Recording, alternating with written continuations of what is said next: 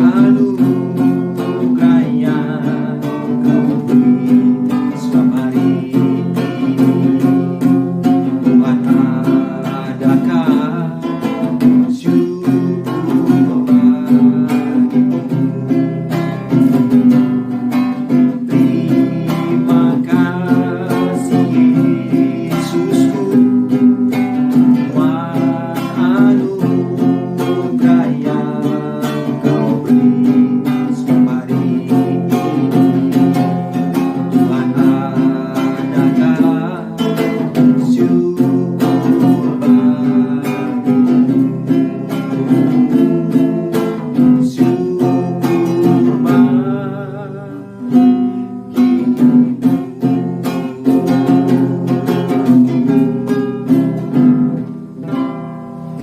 Shalom saudaraku.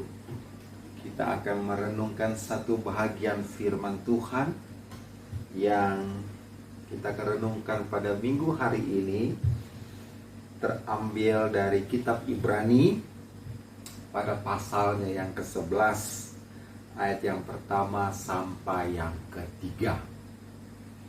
Ibrani pasal 11 ayat yang pertama sampai yang ketiga. Saya akan membacakan firman Tuhan ini.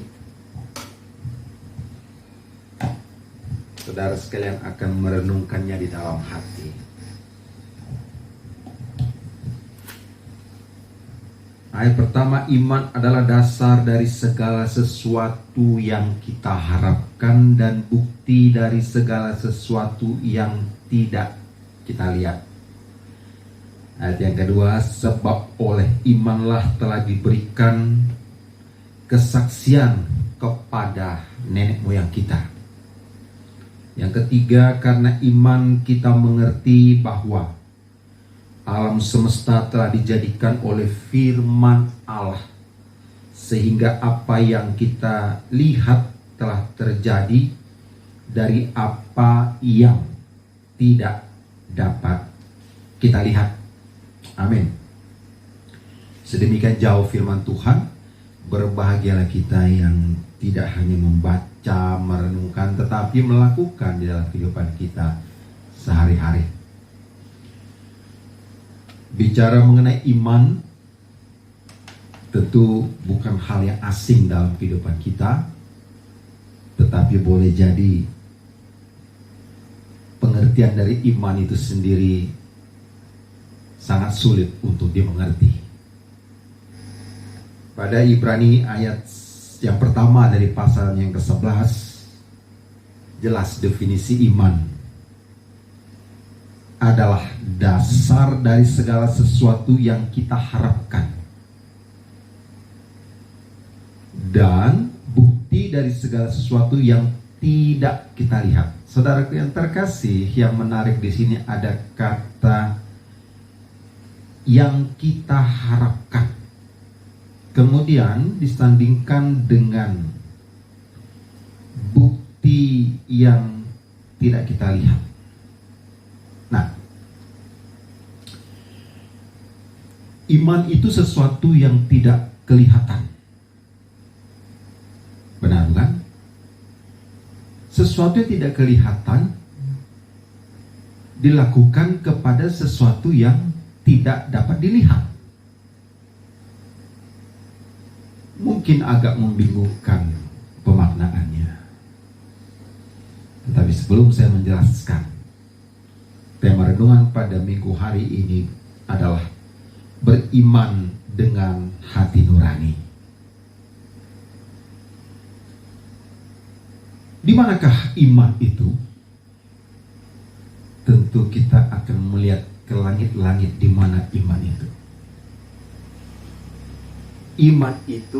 Iman itu hanya ada di dalam hati kita. Bukan hati jasmani dalam arti lever, tetapi hati nurani. Iman ada di dalam hati nurani. Untuk lebih sederhana mengerti tentang iman, saya mengambil satu pengertian di dalam kehidupan sehari-hari. Jika seorang anak meminta balon kepada ibunya, dia dengan mudah berkata, "Ibu, saya mau balon." Dan dengan mudah si ibu membeli balon buat anaknya. Mudah. Bisa dijawab saat itu juga. Atau mungkin besok atau waktu-waktu tertentu. Benar bukan? Tetapi peristiwa penantian membeli balon, si anak bisa sedikit unsur memaksa agar segera dibeli. Itu sederhana. Tetapi si anak akan kebingungan bila meminta balon kepada yang tidak terlihat. Bukan suatu roh halus atau bayangan-bayangan saja. Si anak akan bingung bagaimana, karena yang dia minta kepada yang tidak dapat dilihat, tidak terlihat. Dalam pengertian ini, saudaraku yang terkasih, ibu ini adalah manusia yang tampak secara fisik, bukan? Kalau kita melihat kendaraan lewat di jalan raya, itu dapat terlihat secara fisik, bukan? Kalau kita melihat bangunan pun dapat mudah terlihat secara fisik. Tapi ketahuilah, ada yang tidak dapat terlihat, namun ada. Bahkan lebih besar daripada apa yang kita lihat secara fisik. Sesuatu yang ada namun tidak terlihat disebut metafisik. Untuk sesuatu yang fisik meminta kepada sesuatu yang fisik, mudah untuk berkata-kata, bahkan bisa untuk meminta segera dikabulkan, saudaraku. Fisik. Tapi sesuatu yang tidak dapat terlihat atau metafisik, memintanya juga tidak bisa diungkapkan dengan kata-kata, apalagi melakukan penekanan untuk segera dikabulkan. Benar bukan? Tetapi ketahuilah, ketika meminta kepada duniawi yang sifatnya fisik itu, boleh jadi dikabulkan namun terbatas. Diminta berdasarkan apa yang diminta, sebatas itu, dan dikabulkan sebatas fisik yang memiliki keterbatasan itu, sehingga tidak bisa dikatakan berlimpah lebih dari apa yang diminta. Tidak bisa, terbatas. Itu yang fisik, itu yang duniawi. Dan itu sangat mudah untuk dimengerti karena bisa dilihat dan bisa dilakukan penekanan, pemaksaan segera dijawab, dikabulkan.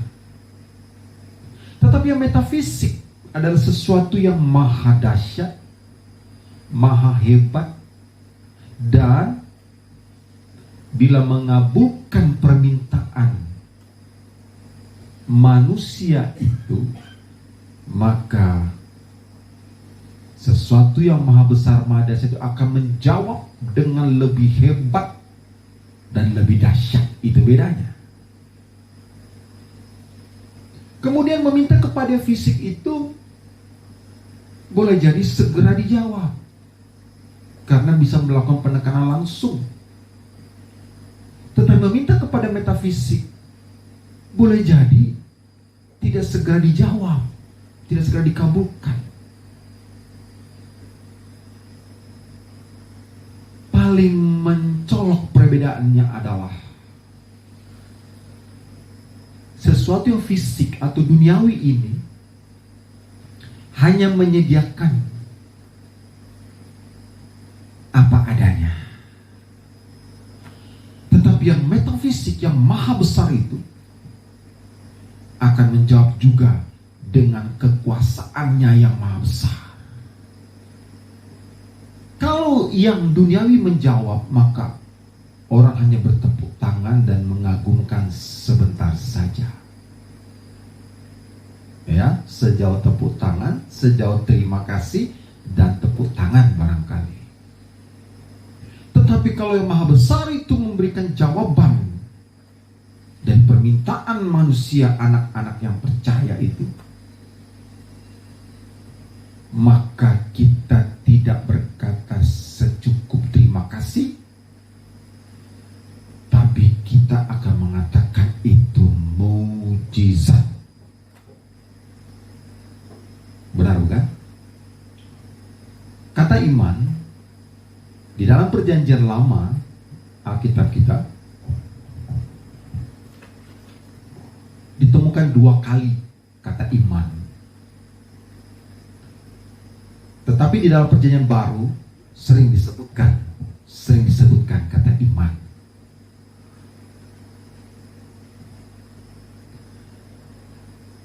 Iman sederhana dikatakan adalah kesetiaan, taat atau ketaatan, percaya. Saya tidak mengatakan kepercayaan, ya, percaya, yakin. Saya tidak mengatakan keyakinan, saudara. Bukan salah mengatakan kepercayaan, bukan salah mengatakan keyakinan, tapi bisa berdampak salah pengertian. Sekali lagi, iman itu adalah kesetiaan, ketaatan, percaya, dan yakin.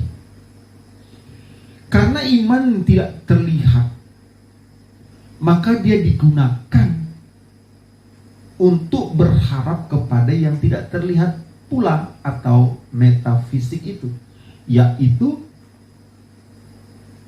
Allah yang menyediakan. Kenapa kita berkata iman berharap kepada Allah yang menyediakan? Karena Dia yang menciptakan segala sesuatu.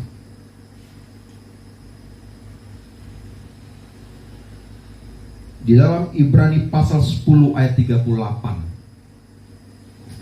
dilengkapi pemahaman iman. Di sana dikatakan, tetapi orangku yang benar akan hidup oleh iman. Dan apabila ia mengundurkan diri, maka Allah tidak berkenan kepadanya. Jika engkau sudah mulai tidak beriman kepada Allah, maka Allah tidak berkenan kepada manusia itu. Iman itu ada di dalam hati nurani, bukan? Karena iman itu ada di dalam hati nurani, maka kita mampu membedakan mana hal yang benar, mana hal yang salah. Kemampuan kita membedakan hal yang benar dan yang salah, maka kita juga tahu akibat bila melakukan hal yang benar. Sebaliknya, hukuman bila melakukan hal yang salah. Jika saya dan saudara melakukan hal yang benar, ya, iman yang ada dalam hati nurani ini sehingga tahu atau mampu melakukan hal yang benar, maka mendapat berkat. Tetapi iman yang ada di dalam hati nurani ini melakukan hal yang salah, maka saudara dan saya akan mendapat hukuman yang disebutkan di dalam Ibrani pasal 10 ayat 38 bagian terakhir. Allah tidak berkenan kepadanya. Tidak berkenan berarti di luar dari pertolongan Allah. Jadi iman itu kesetiaan, ketaatan, percaya, dan yakin. Ayat kedua dari Ibrani pasal yang ke-11. Sebab oleh imanlah telah diberikan kesaksian kepada nenek moyang kita. Maksudnya, pengalaman orang-orang yang percaya kepada Allah dengan iman yang ada dalam hati nuraninya ternyata sudah dialami oleh para nenek moyang atau leluhur pada masa lampau. Lalu mereka bersaksi, ya, para nabi menyatakan kejadian-kejadian hebat yang dilakukan oleh Allah yang tidak terlihat itu, sehingga terjadilah mujizat, nubuatan-nubuatan digenapi, dan seterusnya. Kesaksian yang dialami oleh nenek moyang kita, maka kita adalah generasi penerus sebagai orang-orang yang beriman kepada Allah, yang telah mengaruniakan anak yang tunggal dengan nama Tuhan Yesus Kristus itu. Kita juga wajib bersaksi layaknya sebagaimana nenek moyang kita pada zaman dahulu. Ternyata tidak hanya sampai beriman saja, saudaraku, tetapi buah dari iman itu harus disaksikan. Jawaban-jawaban nubuatan Allah, jawaban-jawaban mujizat Allah harus disaksikan, karena itu dilakukan oleh nenek moyang kita. Ibrani pasal 11 ayat yang ketiga. Karena iman kita mengerti bahwa alam semesta telah dijadikan oleh firman Allah, sehingga apa yang kita lihat telah terjadi dari apa yang tidak dapat kita lihat. Sudah ditunjukkan Allah karya-karya yang maha hebat, maha dahsyat, maha luar biasa. Sudah ditunjukkan. Jadi kita menjadi mengerti bahwa iman di dalam hati nurani ini harus bertumbuh, harus berkembang melalui dengar-dengaran akan firman Tuhan. Karena melalui pendengaran firman Tuhanlah iman menjadi bertumbuh. Karena mendengar firman Tuhanlah iman dalam hati nurani ini mampu membedakan hal yang benar dan hal yang salah. Hanya orang-orang berimanlah kepada Allah yang diselamatkan, karena dia tahu apa akibat berbuat hal yang benar dan apa hukuman berbuat yang salah, saudaraku. Jadi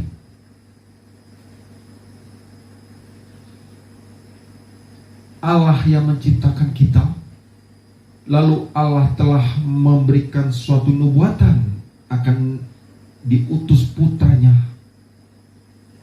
Pengertian diutus putranya di sini adalah Allah itu akan menjadi manusia untuk menebus dosa kita semua.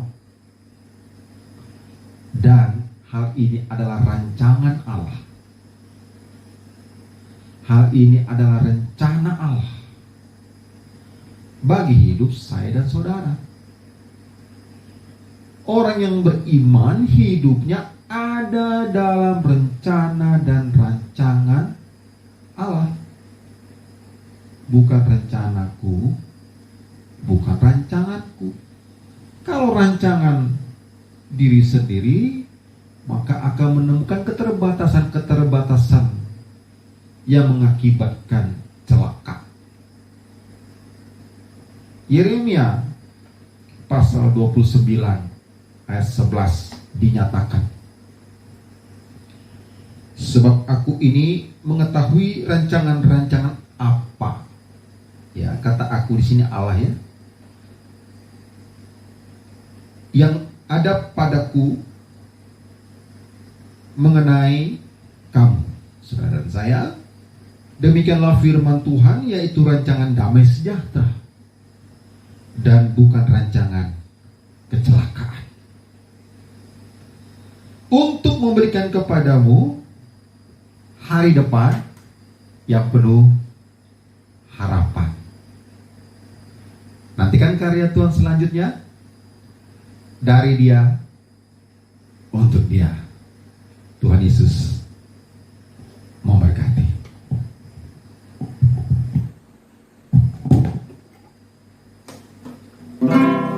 Terima kasih Yesus buat anugerah yang Kau beri setiap hari ini. Tuhan adakan syukur bagimu, syukur bagimu.